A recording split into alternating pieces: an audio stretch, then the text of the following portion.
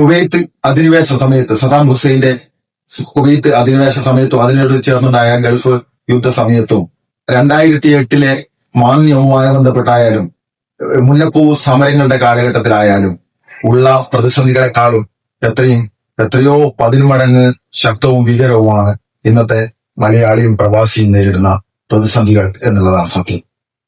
ഈ പ്രശ്നത്തെ അഭിമുഖീകരിക്കുമ്പോൾ പ്രധാനമായിട്ടും 3 തരത്തിലാണ് ഈ വിഷയത്തെ കൈകാര്യം ചെയ്യാൻ ഞാൻ ഉദ്ദേശിക്കുന്നത്.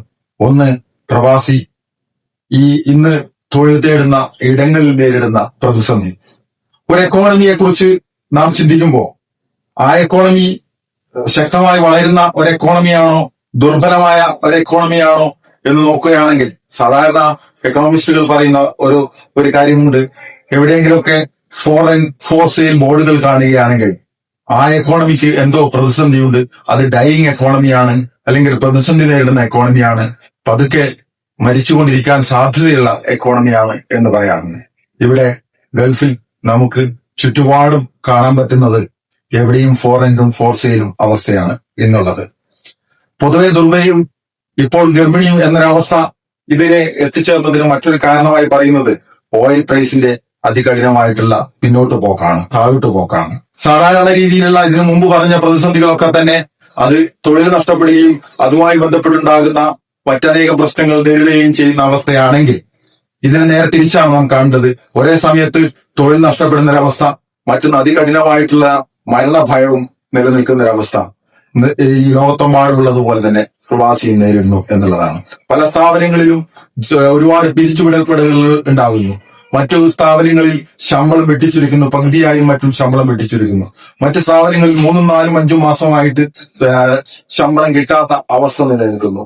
ചില സ്ഥാപനങ്ങളിലാണെങ്കിൽ വർക്ക് അറ്റ് ഹോം എന്ന പുതിയ നമുക്ക് പരിചയമില്ലാത്ത മറ്റു പല സ്ഥലങ്ങളിലും പരീക്ഷപ്പെടുകയും ചില ഇടങ്ങളിലൊക്കെ വിജയിക്കുകയും ചെയ്തിട്ടുള്ള പുതിയ ഒരു രീതിയിലുള്ള വർക്ക് വരുന്നു. സാധാരണ രീതിയിലുള്ള തൊഴിൽ മേഖലയെ കുറിച്ച് പഠനം നടത്തുന്നവർ പറയുന്നത് 8 മണിക്കൂർ ജോലി ചെയ്യുന്ന ഒരാളിൽ നിന്നും 4, 5 മണിക്കൂർ പ്രൊഡക്ടിവിറ്റി കിട്ടുകയും 3 മണിക്കൂർ അവൻ മറ്റു കാര്യങ്ങൾക്ക് ചിലവഴിക്കുകയും ചെയ്യുമ്പോൾ ആ 3 മണിക്കൂർ അവന്റെ വീട്ടിൽ പോയി തൊഴിലിനെ കുറിച്ച് ചിന്തിക്കുന്ന രീതിയിലേക്ക് അവനെ പരിവർത്തനപ്പെടുത്തുന്ന ഒരു തൊഴിൽ ശീലം ഉണ്ടാക്കിയെടുക്കാൻ ലോകത്തിലെ തൊഴിൽ ദാതാവ് ഇന്നലകളിൽ ശ്രമിച്ചുകൊണ്ടിരുന്നപ്പോൾ ഇന്ന് 16 മണിക്കൂർ അവനെ കൊണ്ട് ജോലി ചെയ്യിപ്പിക്കാവുന്ന പുതിയ ഒരു ശ്രമത്തിലേക്ക് കാര്യങ്ങൾ എത്തപ്പെട്ടിരിക്കുന്നു എന്നുള്ളതാണ്. അതുകൊണ്ട് തന്നെ സ്ഥാപനങ്ങളുടെ പണച്ചുരുക്കമുള്ള ഈ അവസ്ഥയിൽ വരുമാന ചോർച്ചയുണ്ടാകുമ്പോൾ തന്നെ ഇത്തരത്തിൽ കൂടുതൽ ജോലി ചെയ്യിപ്പിക്കുകയും കുറഞ്ഞ ശമ്പളം കൊടുക്കുകയും അതോടൊപ്പം തന്നെ തൊഴിൽ നഷ്ടപ്പെടുന്ന അവസ്ഥയുണ്ടാകുകയും അതായത് പിരിച്ചുവിടപ്പെടുന്ന അവസ്ഥയുണ്ടാകുകയും ചെയ്യുന്ന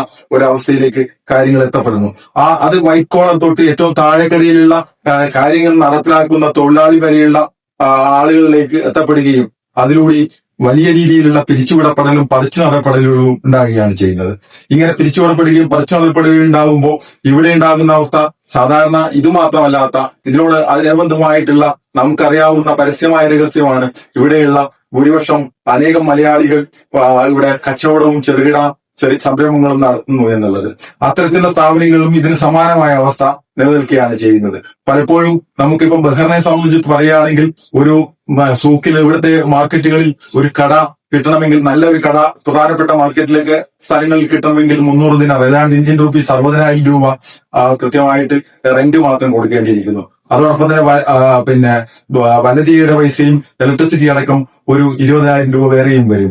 അതുകൂടാതെ മറ്റനേകം കാര്യങ്ങളുമായി ബന്ധപ്പെട്ട് വരുമ്പോൾ അവന്റെ ചെലവ് ഒരു വലിയൊരു തുകയാണ്. അതോടൊപ്പം തന്നെ അവിടെ 4 പേര് മുതലാളി അടക്കം ഒരു 4, 5 പേർ ജോലി ചെയ്യുന്ന സ്ഥാപനങ്ങളിൽ നിന്നും വരുമാനം പണച്ചുരുക്കം മാർക്കറ്റിൽ നിലനിൽക്കുന്ന അവസ്ഥയിൽ തൊഴിൽ പിരിച്ചുവിടപ്പെടലുണ്ടാകുന്ന അവസ്ഥയിൽ 1, 2, 3 പേർക്ക് തൊഴിൽ നഷ്ടപ്പെടുന്ന അവസ്ഥയുണ്ടാവും. ചില സ്ഥാപനങ്ങൾ തന്നെ കൂട്ടുന്ന ഒരവസ്ഥയിലേക്കും കാര്യങ്ങൾ എത്തപ്പെട്ടേക്കാം.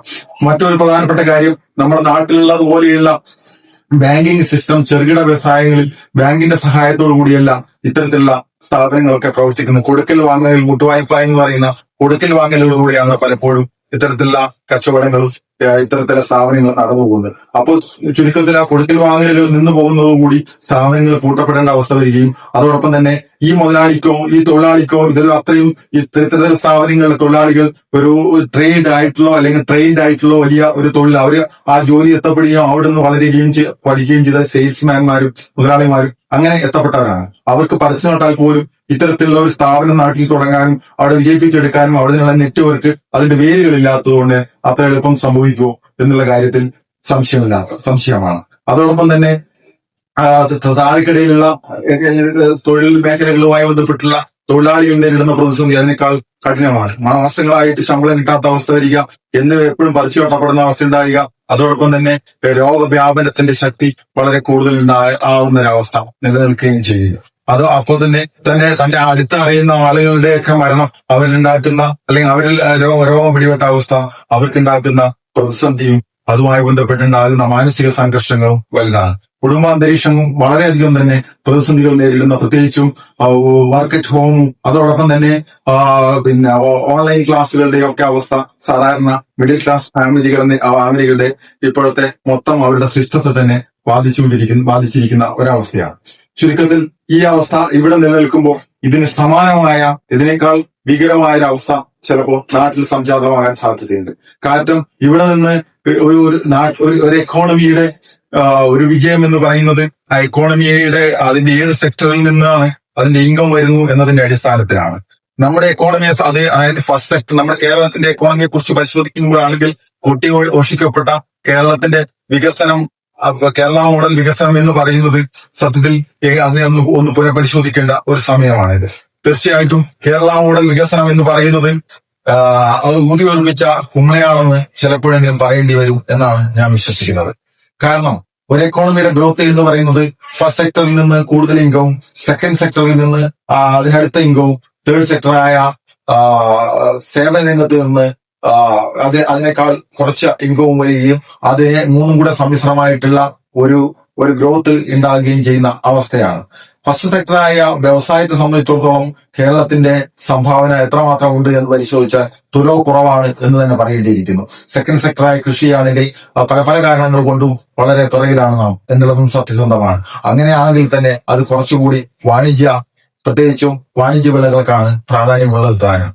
ആ അവസ്ഥയിൽ തേർഡ് സെക്ടർ രംഗത്ത് വരുന്ന ഇൻകം പലപ്പോഴും അതിനെ സഹായകരമാകുന്നത് ഗൾഫിൽ നിന്ന് വരുന്ന പണവും അതുമായി നമ്മുടെ റെമിറ്റൻസുമായി ബന്ധപ്പെട്ടാണ്.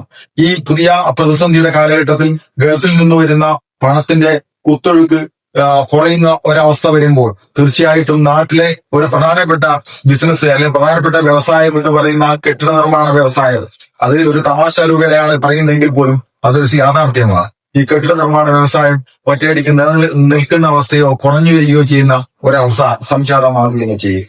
അത് ഇല്ലാതാകുന്ന ഒരവസ്ഥ വരുന്നതോടുകൂടി കോൺക്രീറ്റ് കൂനകളുടെ ഒരു സ്ഥലമായി മാറുകയോ പണിയപ്പെട്ട സ്കെൽട്ടറുകൾ നിലനിൽക്കുന്ന ഒരു സംസ്ഥാനമായി മാറുകയോ ചെയ്യും ചിലപ്പോൾ കേരളത്തിൽ സംജാതമായേക്കാം.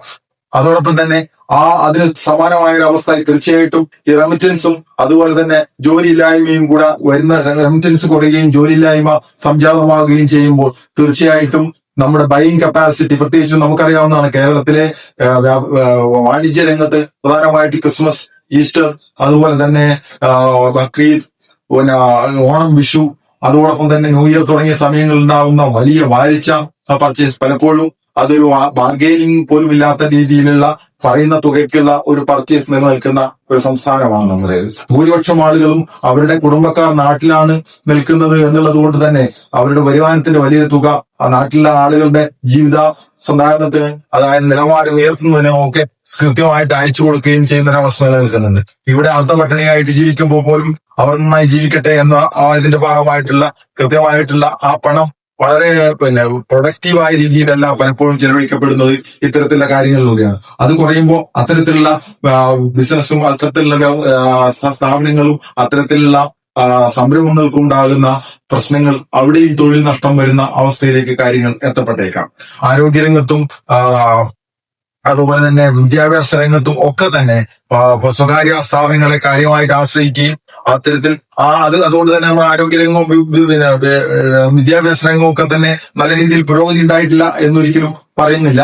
തീർച്ചയായിട്ടും അതിൻ്റെതായിട്ടുള്ള ഗുണവശങ്ങൾ ഉണ്ടായിട്ടുണ്ട് താനും. അതോടൊപ്പം തന്നെ ഈ ഇൻകം വരാതിരിക്കുന്ന ഒരു അവസ്ഥ വരുമ്പോൾ തീർച്ചയായിട്ടും സംഭവിക്കുന്നത് ഈ സംഭവിക്കുന്നതിന് ചില പോസിറ്റീവായ വശങ്ങൾ കൂടിയുണ്ട്. പൊതുവിദ്യാഭ്യാസത്തിലേക്കും അതുപോലെ തന്നെ നമ്മുടെ പൊതു ആരോഗ്യ രംഗത്തേക്കും ആളുകൾ മടങ്ങിപ്പോക്കുണ്ടാവുകയും ചെയ്യും. അത് തീർച്ചയായിട്ടും അത് നല്ല കാര്യമാകുമ്പോൾ തന്നെ അതിൻ്റെതായിട്ടുള്ള ചില ബുദ്ധിമുട്ടുകൾ ഗവൺമെന്റ് അതുപോലെ നമ്മുടെ നിയന്ത്രിക്കുന്ന സ്ഥാപനങ്ങളിൽ ഉണ്ടാകുകയും ചെയ്യുന്ന ഒരവസ്ഥ ഉണ്ടാകുകയും ചെയ്യും. അപ്പൊ തീർച്ചയായിട്ടും അതൊരു ബാധ്യതയായി നിലനിൽക്കുകയും അതോടൊപ്പം തന്നെ ചില അതിന്റെ സാമൂഹ്യ വശങ്ങൾ ഗുണകരമാകുകയും ഒക്കെ ചെയ്യുന്ന ഒരവസ്ഥ നിലനിൽക്കുന്നത്. ഈ അവസ്ഥയെ ഒക്കെ പരിഹരിക്കപ്പെടാവുന്ന ഒരു അവസ്ഥയിലേക്ക് കാര്യങ്ങൾ എത്തപ്പെടണമെങ്കിൽ തീർച്ചയായിട്ടും കണ്ണും കാതും കൂർപ്പിച്ചിരിക്കേണ്ട ഒരു സമയമാണ്. പ്രവാസിയുടെ മാത്രമല്ല, അതൊരു ഇൻഡിവിജ്വലിന്റെ മാത്രം പ്രശ്നമല്ല. അത് തീർച്ചയായിട്ടും അത് ഒരു എക്കോണമിയുടെയും ഒരു രാജ്യത്തിന്റെയും ഒരു സംസ്ഥാനത്തിന്റെയും ഒക്കെ പ്രശ്നമായി നിലനിൽക്കുന്നു. നമ്മുടെ രാജ്യത്തിന്റെയും നമ്മുടെ സംസ്ഥാനത്തിന്റെയും മാത്രം പ്രശ്നമായിട്ട് അതിനെ സമീപിക്കേണ്ടതില്ല. തീർച്ചയായിട്ടും ലോകത്താകമാനം ഉണ്ടാകാൻ സാധ്യതയുള്ള ഒരു വലിയൊരു മാന്ദ്യത്തിലേക്കാണ് കാര്യങ്ങൾ എത്തപ്പെടുന്നത്. അത് തീർച്ചയായിട്ടും അത് പാകിസ്ഥാനിയുടെയും അത് തീർച്ചയായിട്ടും അത് ബംഗ്ലാദേശിയുടെയും അത് ശ്രീലങ്കന്റെയും അത് നേപ്പാളിയുടെയും ഫിലിപ്പൈനിയുടെയും ഒക്കെ പ്രശ്നമാണെങ്കിൽ പോലും മലയാളിയെ സംബന്ധിച്ചിടത്തോളം അത് കൂടുതൽ വളരെ ശക്തമായ രീതിയിലാണ് സംഭവിക്കാൻ പോകുന്നത്. ഗവൺമെന്റുകൾ ഉണരേണ്ട ഒരു സമയമാണത്. ഉണരേണ്ട സമയം ഇതിന് മൂന്നാമത്തെ ഘട്ടവും പ്രധാനപ്പെട്ടതുമാണ്. അത് ഇത്രയും നാളത്തെ അത് ഈ ഗവൺമെന്റുകളുടെ പ്രവർത്തനങ്ങളെ തീരെ വിലകുറച്ച് കാണുന്നില്ല എങ്കിൽ പോലും തീർച്ചയായിട്ടും എത്രയും പെട്ടെന്ന് ഇവിടെ ഇന്ന് നിലനിൽക്കുന്ന അരക്ഷിതാവസ്ഥയെ പരിഹരിക്കപ്പെടുന്നതിന് ഗവൺമെന്റുകൾ ചെയ്യേണ്ടത് തീർച്ചയായിട്ടും എത്രയും പെട്ടെന്ന് ജോലി നഷ്ടപ്പെട്ടവരും അത്തരത്തിൽ തന്നെ മാനസികമായിട്ടുള്ള സംഘർഷങ്ങൾ അനുഭവിക്കുന്ന അനേകം ആളുകളെ അവരെത്രയും പെട്ടെന്ന് നാട്ടിലെത്തിക്കാനുള്ള പ്രവർത്തനങ്ങൾ ഗവൺമെന്റ് ചെയ്യേണ്ടതാണ്. എത്രയും പെട്ടെന്ന് നാട്ടിലെത്തിച്ച് അവരെ അവിടെ കൊണ്ടുപോയി തള്ളുക എന്നതിനപ്പുറത്ത് അവർക്ക് കൃത്യമായ പുനരധിവാസത്തിനുള്ള സഹായങ്ങൾ തീർച്ചയായിട്ടും ഗവൺമെന്റുകൾ ചെയ്യണം.